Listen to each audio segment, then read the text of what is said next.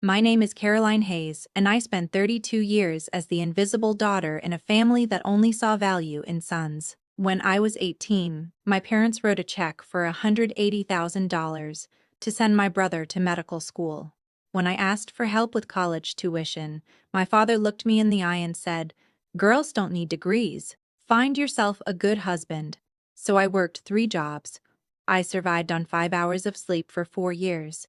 I graduated summa cum laude and put myself through Johns Hopkins Medical School without a single dollar from them. 12 years later, I became a cardiothoracic surgeon, one of the few women in my field. But at my brother's engagement party last month, my father stood in front of 150 guests and introduced Brandon as the family's only successful child. He had absolutely no idea that his future daughter-in-law was the patient I had saved 3 years earlier on my operating table. I grew up in Bethesda, Maryland, one of those manicured suburbs outside D.C., where every lawn looked like it belonged in a magazine, and every family had secrets hidden behind their perfect hedges. My father, Richard Hayes, spent 30 years climbing the corporate ladder until he became CFO of a mid-sized insurance company.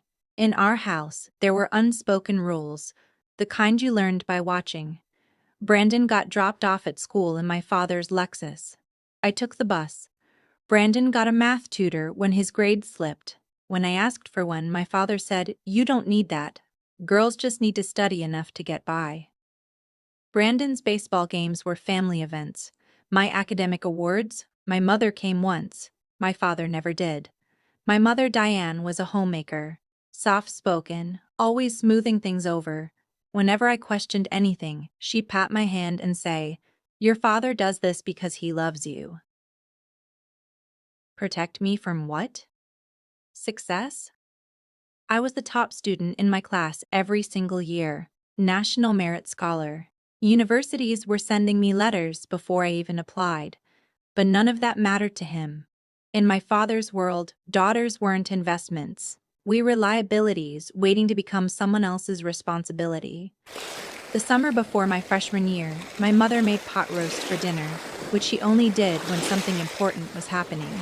I had my acceptance letter from the University of Maryland on the table, partial scholarship. But I still needed $15,000 a year to make it work. My father picked up the letter, glanced at the header, set it back down beside his plate. "That money is for Brandon," he said, swirling his glass like he was making a business decision, which to him he was. "You just need to find a good husband." I folded that letter carefully, slid it into my pocket, and said the only thing I could manage. "Okay." That night I didn't cry. I sat at my desk and applied to 3 part-time jobs before midnight. I would never ask my father for anything again, and I never did. Diner at 5 in the morning, library till midnight, weekends tutoring high school kids in the same subject my father refused to pay for when I was their age. 5 hours of sleep a night. For 4 years straight, I wore the same sneakers until the soles separated. I glued them back together and kept walking. Those shoes got me to class, to work, and eventually across the graduation stage. Summa cum laude, a 3.98 GPA, top of my class. I sent my parents an invitation to the ceremony. My mother texted back, "So proud of you, sweetheart, but Brandon has a soccer game that day." I graduated alone. A professor I barely knew shook my hand afterward. He was the only person who acknowledged what I'd done that day. I cried in the parking lot for 10 minutes. Then I wiped my face and drove home. I chose Johns Hopkins for medical school, not because it was the most prestigious, though it was, but because they offered the best financial aid package. I pieced together loans, grants, and work study like a patchwork quilt, and somehow it held. 4 years of medical school, 6 years of residency, 2 years of fellowship, 12 years of my life building something no one in my family believed I could build.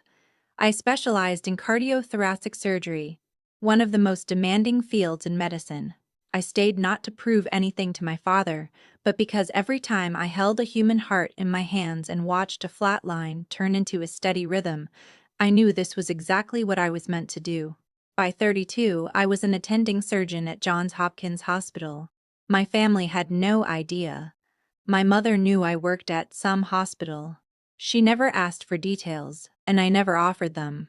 I wore my Johns Hopkins medical ring every day, a gold band with the university crest.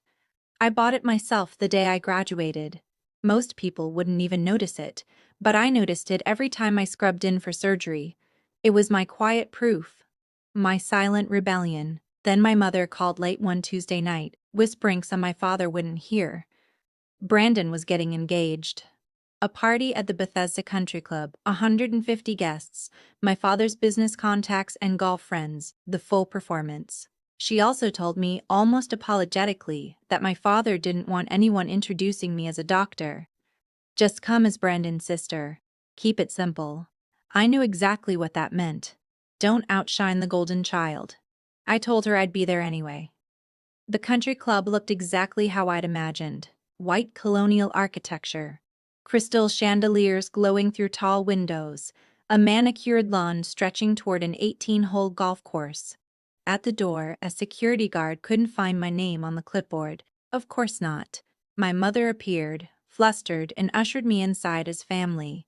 Though the word felt hollow standing in that lobby, the ballroom hummed with polished conversation, designer labels, and practiced smiles.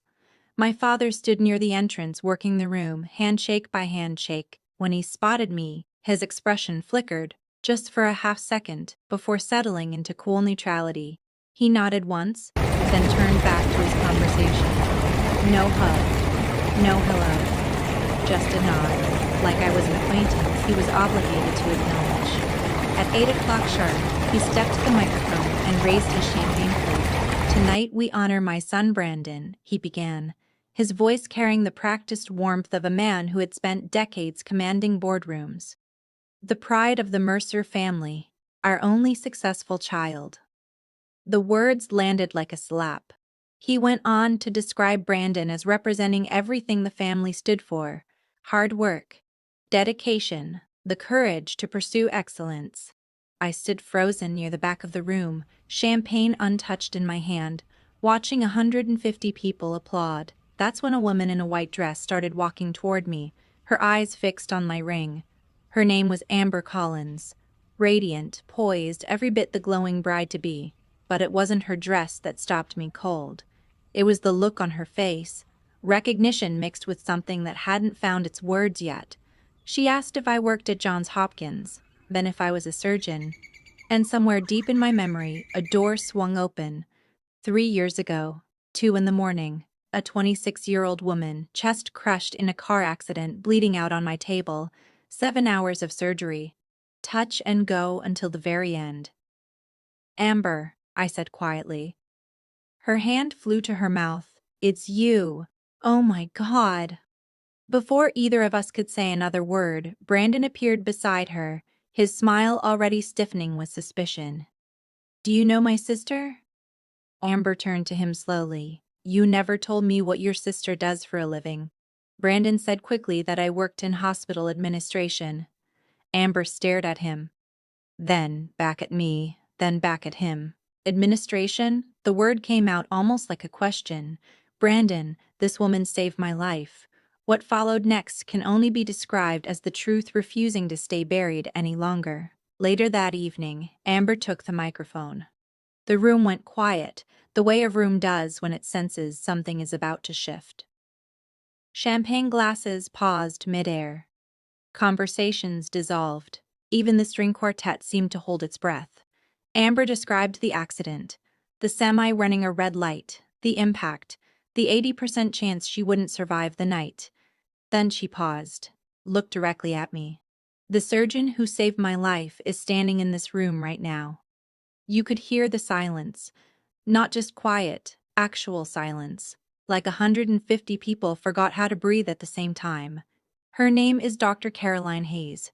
She is a cardiothoracic surgeon at Johns Hopkins Hospital. She has saved countless lives, including mine. She let that land.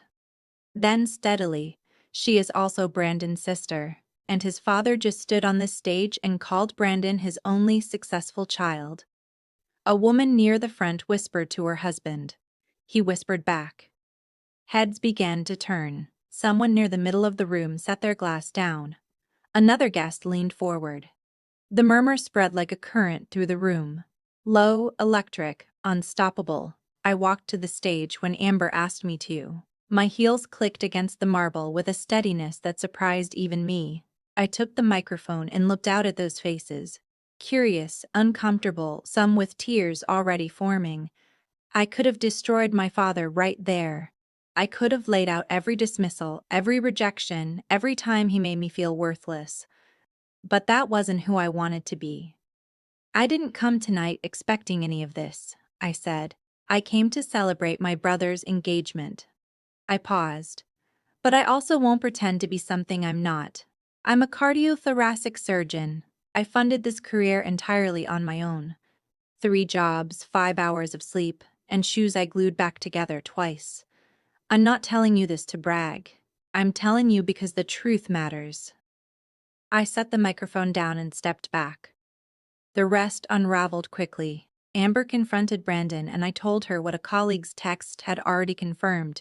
Brandon had quietly dropped out of his residency 2 years earlier and was now working in pharmaceutical sales.